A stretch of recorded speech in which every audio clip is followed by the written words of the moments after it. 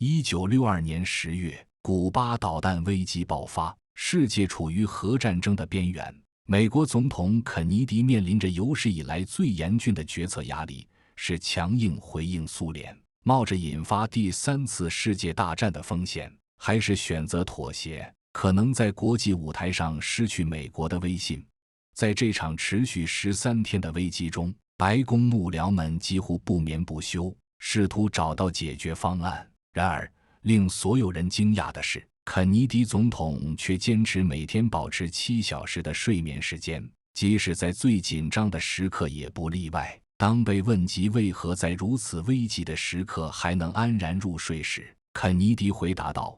正因为局势如此危急，我才更需要保持头脑清醒。一个疲惫的大脑做不出拯救世界的决策。”最终，肯尼迪凭借清晰的思维和冷静的判断，成功化解了这场危机，避免了可能导致数亿人死亡的核战争。事后，他的幕僚长曾评价说，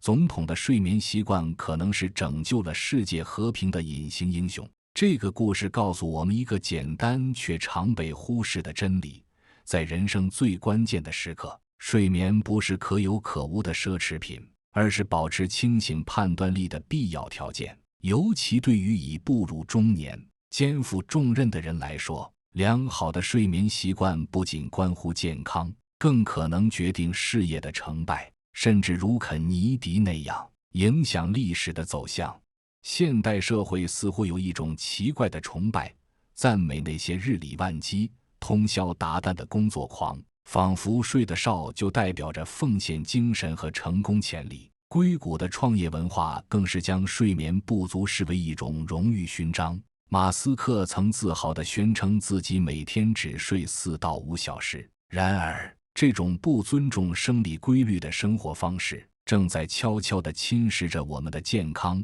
创造力和决策能力。真正有智慧的人不会为了任何琐事破坏生活的秩序感。什么是秩序感？就是你是否总是坚持在对的时间做对的事，享受自律带来的红利。在我眼里，一个人如何称得上是强者，不是擅长通过伤害自己的身体来换取世俗意义上的成功，也不是不吃不喝不睡去拼命做成一件事。这种行为很励志，但完全不符合长期主义的踏实打法。我曾经采访过一位在华尔街工作了30年的投资银行家，他告诉我一个令人深思的观察：在我的职业生涯中，我见过无数聪明人在40岁之前就攀上了事业的高峰，但到了45岁却突然崩溃，健康问题、家庭危机、职业倦怠接踵而至。而那些能够持续成功到60岁甚至70岁的人，几乎都有一个共同点：他们极其重视自己的睡眠质量。人生是一场漫长的马拉松，不是100米冲刺赛，跑得再快，身体续航不足，年纪轻轻就3天2头跑医院，实属本末倒置。真正厉害的人是不急的，内心安定，松弛有度，但专注度和执行力拉满。他们都有一个共性，就是建立起了一套可持续的生活工作模型。该睡的时候睡，该吃的时候吃，该迈开腿的时候迈开腿，该做事的时候做事。日本著名企业家稻盛和夫在他的自传中写道：“我一生中从未因为工作而牺牲过睡眠，即使在公司最困难的时期，我也坚持每天睡足8小时。正是这种看似浪费的时间，让我在最关键的决策时刻保持了清醒的头脑。”这位将2家企业带入世界500强的管理大师，将他的成功部分归功于良好的睡眠习惯，这绝非偶然。敢于停下来好好生活，没有休息耻辱症，才是顶级的人生活法。为什么秩序感在我这那么重要？因为它代表着效率。守住秩序感，我就有了长时间清醒做事的条件，有了随时进入心流状态的体力支撑。都说身弱之人不担财，很多时候你想挣钱，不必拼命去找什么风口、什么发财赛道，先回过头掂量掂量你的心力。2018年，亚马逊创始人杰夫·贝佐斯在一次公开演讲中分享了他的睡眠哲学：我每天需要8小时的睡眠，如果我睡眠不足，我的决策质量会大幅下降。作为一个 CEO， 我的工作不是做更多的决策，而是做少数几个高质量的决策。为此，我需要保持头脑清醒。这位世界首富的观点与我们常见的少睡多干的成功学理念形成了鲜明对比。当然，心力来自于睡眠质量。你睡好了，做什么都极度专注，有创造性，不三心二意，反而更容易把事做成。而那些思虑过度，看似对赚钱很上心的人，往往还没开始就已经在臆想各种失败，从不专注事情本身，也不爱惜身体，而是一直在担心别人如何看自己，失败了丢不丢人之类的。这样的人是不珍惜自己的心力的，所谓的努力也只是为了感动自己，和真正的成事压根不沾边。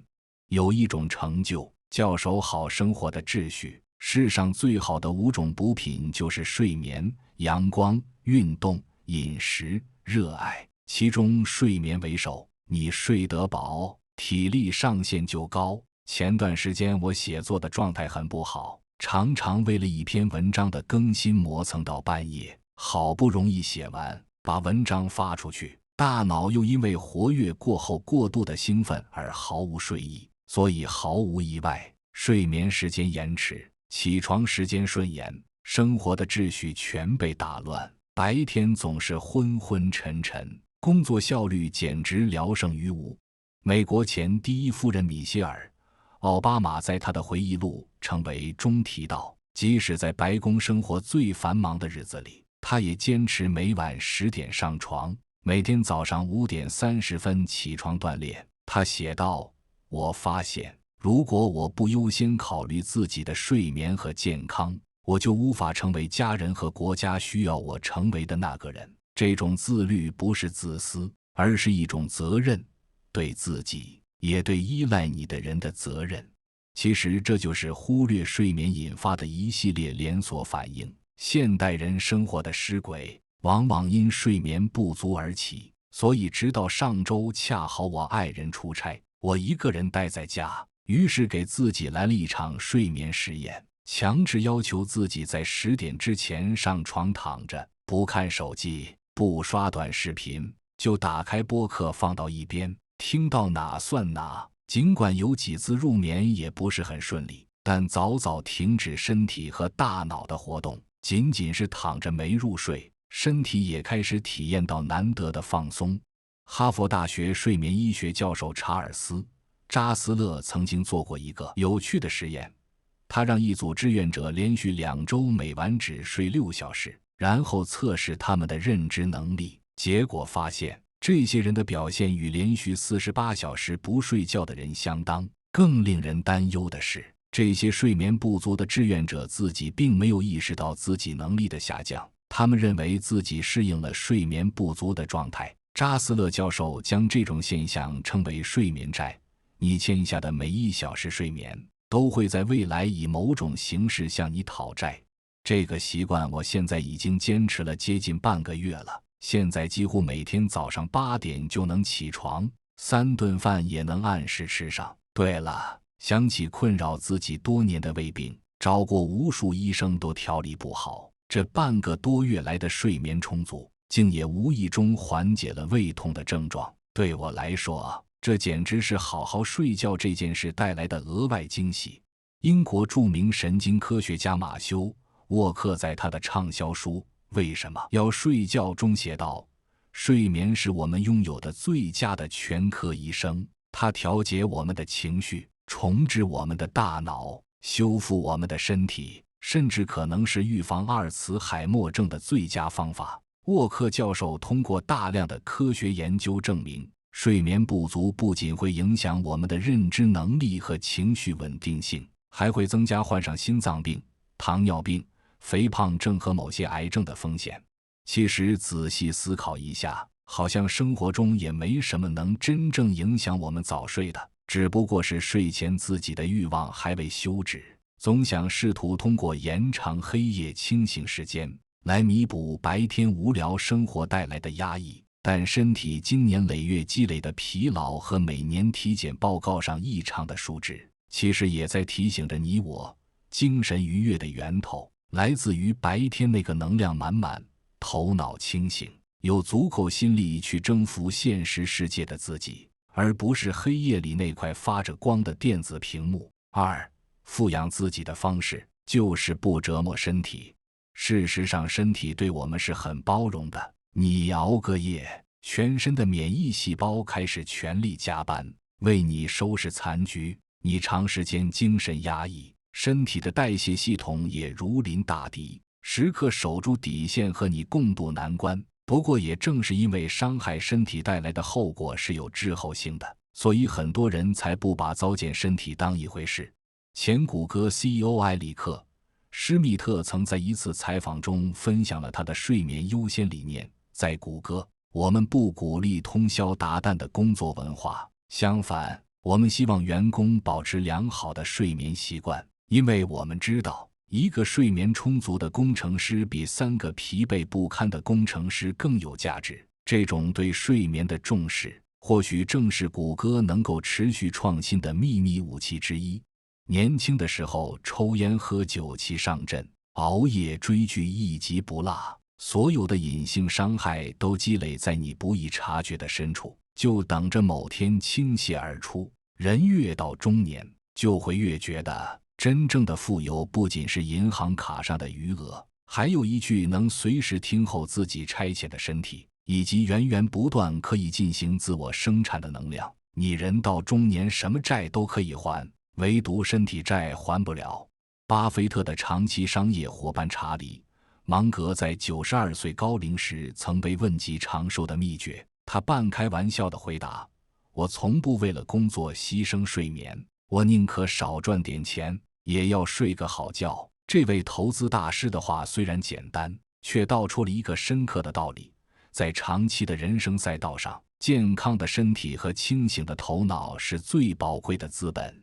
而睡眠则是维护这2项资本的最佳方式。不要总是想着要在现实世界里攻城略地，在出发之前，先复盘下自己的基本盘，看看自己的心力够不够支撑自己远征商场。赚钱这件事，短期看拼的是经验和能力，长期看拼的是体力。真正的大佬通常都是精力充沛的，上午能连续几小时开会，下午能顶着烈日在高尔夫球场挥杆。要知道，人的精气神也是很影响财运的。你有惜财体质的前提是你扛得住财富的重量。日本工作狂文化曾经导致了过劳死现象的普遍存在，直到政府不得不出台法律限制加班时间。然而，近年来，日本一些领先企业开始转变观念，丰田汽车公司甚至推出了睡眠改善计划，鼓励员工每晚保证7到8小时的睡眠。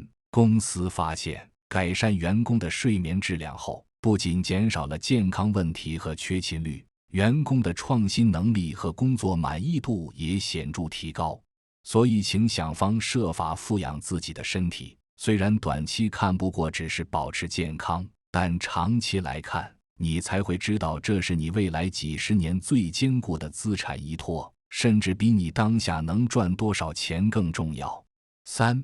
睡眠是免费但极有用的药。世上没有一种失眠症是靠吃安眠药治好的，没有一例高血压病人是靠吃降压药治愈的，也没有一例糖尿病患者是依赖胰岛素恢复健康的。现代所有的先进的医疗资源，本质上都不是冲着帮你治病去的，而只是为了缓解你的痛苦，或者说唤醒你自愈系统的活力，打赢一场关于健康的战争。前 NBA 球星科比·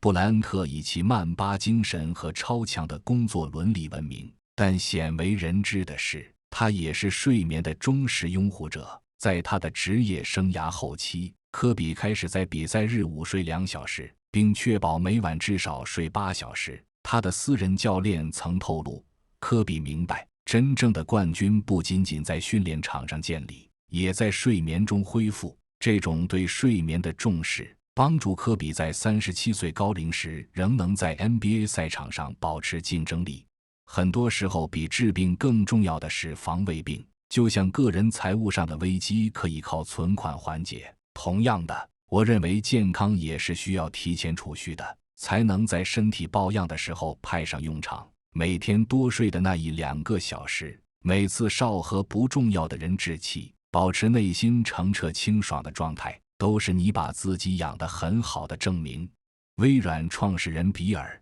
盖茨曾在一次 TED 演讲中分享了他年轻时的一个错误观念：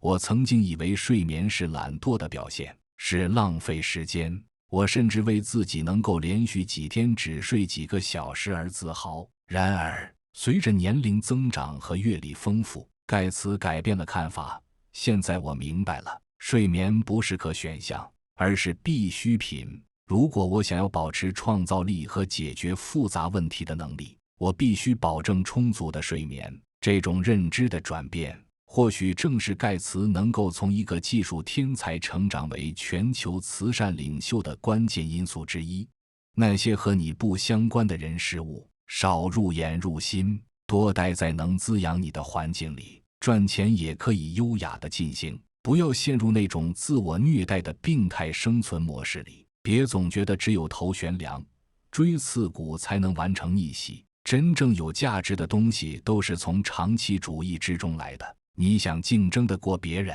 不需要去看对手的骚操作，你自己耐不耐心，守不守得住无聊和重复，平时会花时间好好睡觉，能照顾好自己，才是你改命的关键。前 Google 设计伦理学家特里斯坦·哈里斯曾经揭露了一个令人不安的事实：许多科技公司的商业模式依赖于注意力经济，他们设计的产品目的是让用户尽可能长时间地保持在线。每当你熬夜刷手机时，请记住，在硅谷有一群工程师正在庆祝他们又一次成功地黑了你的睡眠系统。哈里斯的警告提醒我们，在这个信息过载的时代，保护我们的睡眠不仅是一种健康选择，更是一种对抗数字操控的反抗。所以人没必要总是被外界牵着走，人生的容错率也真的很高，自己什么节奏就走什么样的路，太过拥挤的地方不值得去，窄门走通了也成了宽门。在你征服世界之前，先征服你的身体，你的睡眠。好好睡觉的人，大部分都是人生赢家。4. 睡眠是最高级的投资决策。现代社会有一种奇怪的现象，人们愿意花几万块钱买一个奢侈品包包，却不愿意投资一张能让自己睡得舒适的床垫；愿意花几百块钱买一杯网红咖啡提神，却不愿意早点睡觉让自己自然醒来。这种本末倒置的消费观，恰恰反映了当代人对睡眠价值的严重低估。亚里士多德曾说，睡眠是清醒的守护者。这句简短的哲学金句道出了睡眠的本质，它不是生产力的敌人，而是生产力的源泉。那些视睡眠为浪费时间的人，往往不明白，正是这些看似无所事事的时间，为我们的大脑提供了处理信息、整合记忆和恢复创造力的宝贵机会。睡眠是一种投资，而非消耗，它的回报率远超你能想象的任何理财产品。一个高质量的睡眠能让你第二天的工作效率提升30%以上，这意味着你用8小时就能完成别人10小时才能做完的工作。长期来看，这种效率差距会像复利一样不断累积，最终形成人生轨迹的巨大分叉。前美国海豹突击队指挥官乔科·威林克在他的畅销书《极度自律》中分享了一个看似矛盾的观点：作为一名特种部队军人，我们被训练在极端条件下生存和战斗，包括长时间不睡觉。但在任务前，我总是确保我的队员们得到充分的休息，因为我知道，在生死攸关的时刻，一个睡眠充足的战士比一个疲惫不堪的战士更可靠。如果连这些世界上最强悍的战士都重视睡眠，我们普通人又有什么理由忽视它呢？我有一位朋友是某大型企业的高管，年薪100万，但他最引以为傲的不是自己的职位和收入，而是自己雷打不动的作息表。无论多忙，晚上11点前一定上床，早上6点准时起床。他告诉我，我不是天才，我只是比别人多了一份自律和清醒。当同龄人还在熬夜加班，靠咖啡续命的时候，我已经用充足的睡眠为自己储备了足够的能量，这让我在关键决策时比他们更冷静，更有远见。古罗马哲学家塞内卡曾说，疲惫的灵魂无法选择明智的道路。这句话在今天依然适用。当我们睡眠不足时，我们更容易冲动，更容易被短期利益诱惑，更容易做出后悔的决定。相反，一个睡眠充足的大脑能够更好地权衡长短期利弊，做出更符合我们真正利益的选择。是的，睡眠不仅关乎健康，更关乎认知能力和决策质量。研究表明，睡眠不足会显著降低人的判断力和创造力，让人更容易做出短视的决定。那些习惯熬夜的人，往往陷入一种恶性循环。睡眠不足导致工作效率低下，工作效率低下又迫使他们不得不熬夜赶工，如此循环往复，最终身心俱疲。达·芬奇被誉为历史上最伟大的天才之一，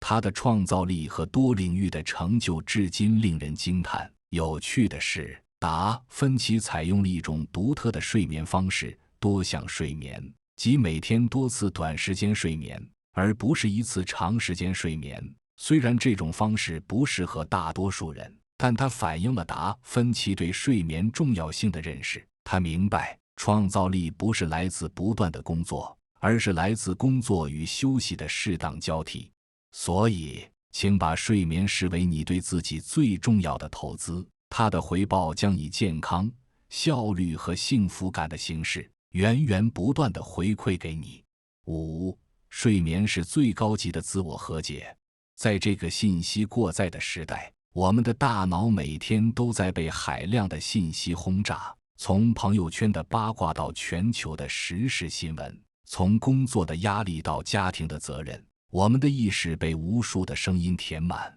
几乎没有片刻的宁静。而睡眠恰恰提供了这样一个难得的机会，让我们的大脑得以休息、整理和重组这些信息。印度精神领袖甘地有一个鲜为人知的习惯，无论多么繁忙，他每天都会保证充足的睡眠。在他领导印度独立运动的最紧张时期，他的助手曾问他如何在如此巨大的压力下仍能安然入睡。甘地回答说，我已经把我能做的都做了，剩下的事情明天再继续。担忧不会让问题消失，只会让我失去解决问题的能力。这种将睡眠视为恢复而非浪费的态度，或许正是甘地能够在长期的非暴力抗争中保持精神力量的秘密。睡眠不仅是身体的修复，更是心灵的重启。当你闭上眼睛，放下手机，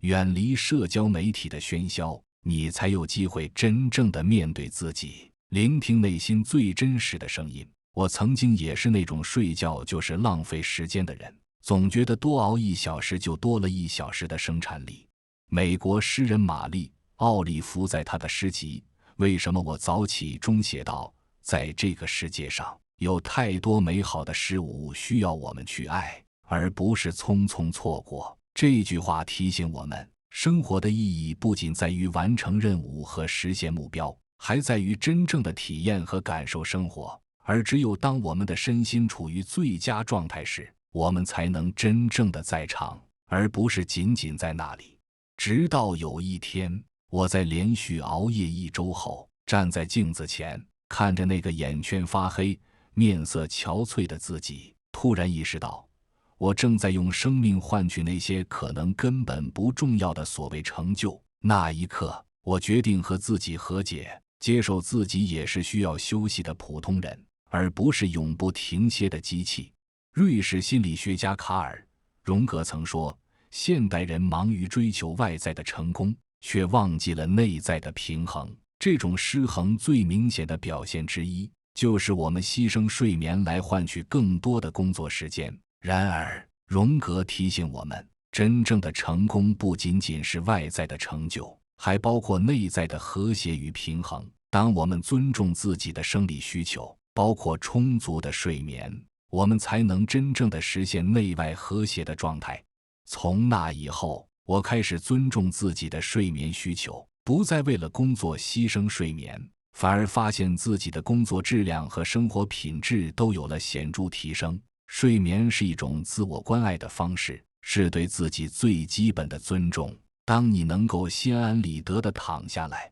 对自己说今天的工作到此为止，剩下的明天再说，你就已经战胜了那个总是逼迫自己的内在批判者，实现了与自我的和解。中国古代哲学家庄子在《逍遥游》中描述了一种理想的生活状态，无为而无不为。这种看似矛盾的表述，实际上道出了一个深刻的智慧。有时候，正是通过不做，包括允许自己充分休息和睡眠，我们才能更好地做。当我们尊重自己的生理节律，给予身体和大脑足够的恢复时间，我们反而能够在醒着的时间里更加高效和创造性的工作。记住，你不欠这个世界任何东西，但你欠自己一个好觉。6. 睡眠是最高级的生产力。在当今社会，我们常常被灌输一种错误的观念，牺牲睡眠才能提高生产力。无数创业者、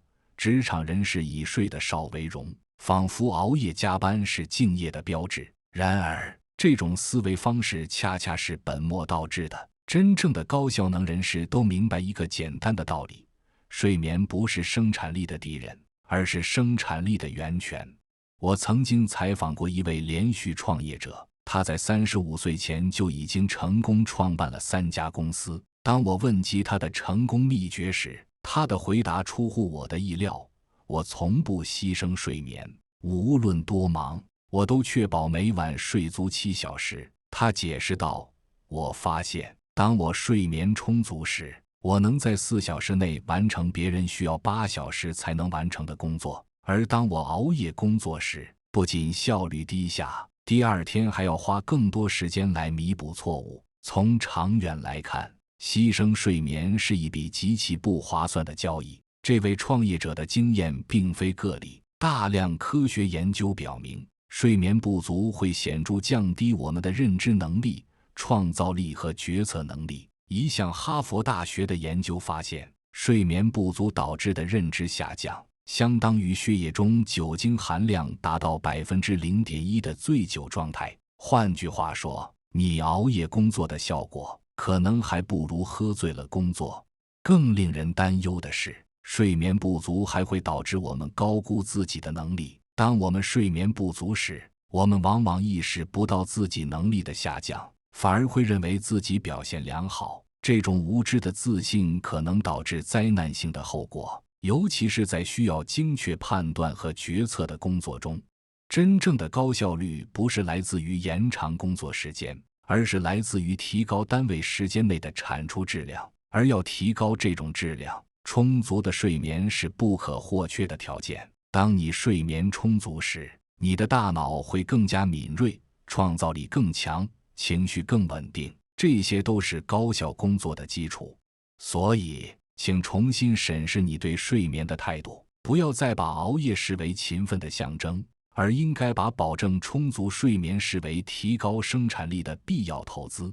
记住，真正的强者不是那些能够忍受睡眠不足的人，而是那些明白睡眠重要性并为之安排时间的人。7. 睡眠是最高级的长寿秘诀。事实上，在人类追求长寿的漫长历史中，我们尝试了无数方法，从古代炼丹术到现代抗衰老药物，从极端饮食到各种运动方式。然而，最有效、最经济、最自然的长寿秘诀可能就在我们每天都会做的事情中——睡眠。世界上最长寿的地区之一是日本的冲绳，那里100岁老人的比例远高于世界平均水平。研究人员发现，除了饮食和社交因素外，充足而规律的睡眠也是冲绳长寿老人的共同特点。他们通常保持早睡早起的习惯，睡眠时间充足，质量也较高。现代医学研究也证实了睡眠与寿命之间的密切关系。一项追踪超过3万人长达25年的大型研究发现，每晚睡眠时间少于6小时或多于9小时的人，死亡风险都显著高于那些每晚睡7到8小时的人。这意味着，无论是睡眠不足还是过度睡眠，都可能缩短我们的寿命。为什么睡眠如此重要？因为在睡眠中，我们的身体进行着大量的修复和再生工作，细胞修复、免疫系统强化、记忆整合、毒素清除，这些关键的生理过程主要发生在我们睡觉的时候。如果长期睡眠不足，这些过程就会受到干扰，导致身体各系统功能下降，加速衰老过程。特别值得一提的是，近年来的研究发现，睡眠对大脑健康有着决定性的影响。在深度睡眠阶段，大脑会启动一种被称为脑脊液冲洗系统的机制，清除白天积累的代谢废物，包括与阿尔茨海默病相关的贝塔淀粉样蛋白。这意味着，充足的睡眠可能是预防老年痴呆的最有效方法之一。此外，睡眠还能调节我们的荷尔蒙水平，包括与压力相关的皮质醇和与食欲相关的瘦素和饥饿素。睡眠不足会导致这些荷尔蒙失衡，增加肥胖、糖尿病和心血管疾病的风险，这些都是影响寿命的主要因素。所以，如果你真的关心自己的健康和寿命，请把睡眠放在优先位置，不要等到身体发出警报信号才开始重视睡眠，那时可能已经造成了不可逆的损害。从今天开始，为自己制定一个合理的睡眠计划，并严格执行。记住，在所有的长寿秘诀中，睡眠可能是最简单、最经济也最有效的一种。8. 睡眠是最高级的情绪管理。你有没有注意到，当你睡眠不足时，情绪会变得多么脆弱？一点小事就能让你暴跳如雷，一句无心的话就能让你泪流满面。这不是你的性格问题，而是睡眠不足对情绪调节能力的直接影响。神经科学研究表明，睡眠不足会导致大脑中负责情绪调节的前额叶皮质功能下降，同时增强负责情绪反应的杏仁核活动。这种变化使我们更容易产生负面情绪，同时减弱了控制这些情绪的能力。简单来说，睡眠不足会让我们变得更加敏感、易怒和情绪化。一项加州大学伯克利分校的研究发现，睡眠不足一晚就能使人的焦虑水平上升30%。另一项研究则发现，连续5天每晚只睡4小时的人，其抑郁、愤怒和紧张情绪显著增加。这些研究结果告诉我们，睡眠不足不仅影响我们的身体健康，还会严重损害我们的心理健康和情绪稳定性。反过来，充足的睡眠则能显著改善我们的情绪状态。当我们睡眠充足时，我们更能保持冷静、理性和乐观，我们能更好地应对压力，更少受到负面情绪的困扰，更容易感受到快乐和满足。这种情绪上的改善不仅让我们自己感觉更好，还能显著提升我们的人际关系质量。想想看，当你情绪稳定、心态平和时，你与家人、朋友和同事的互动会多么和谐。相反，当你因睡眠不足而脾气暴躁时，你可能会说出伤人的话，做出后悔的事，损害重要的关系。所以，如果你发现自己最近情绪不稳定，容易发脾气或感到沮丧，不妨先检查一下自己的睡眠状况。也许问题的根源不在于外部环境或他人行为，而在于你自己的睡眠不足。记住，良好的情绪管理始于良好的睡眠习惯。在这个充满压力和挑战的世界里，保持情绪稳定是一项重要的生存技能，而充足的睡眠则是实现这一目标的基础。所以，为了自己的情绪健康，也为了那些你关心和关心你的人，请优先保证自己的睡眠质量。9. 睡眠是最高级的智慧选择。在这个信息爆炸的时代，我们被各种声音、观点和建议包围，很难分辨什么才是真正重要的。但如果你仔细观察那些真正成功、平衡和幸福的人，你会发现他们几乎都有一个共同点：他们重视睡眠，并将其视为生活中不可妥协的部分。这不是巧合，重视睡眠是一种智慧的选择，它反映了一个人对生命本质的深刻理解。那些明白睡眠重要性的人，往往也明白生活不仅仅是关于成就和获取，还关于平衡和可持续性。他们知道，真正的成功不是短暂的辉煌，而是长期的稳定发展；不是以牺牲健康为代价的成就，而是在保持身心健康的同时实现目标。智慧的人知道，生活是一场马拉松，而不是短跑。他们明白，保持长期的能量和清醒比短期的爆发更重要。他们理解，今天多睡1小时，可能意味着明天多几小时的高效工作；今年重视睡眠，可能意味着未来几十年更健康、更有创造力的生活。此外，重视睡眠还表明一个人有能力抵抗社会压力和短视的文化趋势。在一个常常美化忙碌和熬夜的社会中，坚持健康的睡眠习惯需要一定的勇气和独立思考能力。那些能够做到这一点的人，往往也能在其他方面展现出独立判断和长远思考的能力。最后，重视睡眠还反映了一个人对自己的尊重和爱护。当你为自己安排充足的睡眠时，你实际上是在告诉自己，我的健康和幸福很重要，我值得得到良好的休息。这种自尊和自爱是心理健康的基础，也是幸福生活的前提。所以，如果你想做一个真正明智的人，请从重视睡眠开始，不要被那些鼓吹少睡多干的声音所迷惑，也不要被短期的成就诱惑而牺牲长期的健康。记住，在所有的生活选择中，保证充足的睡眠可能是最简单但也最明智的一种。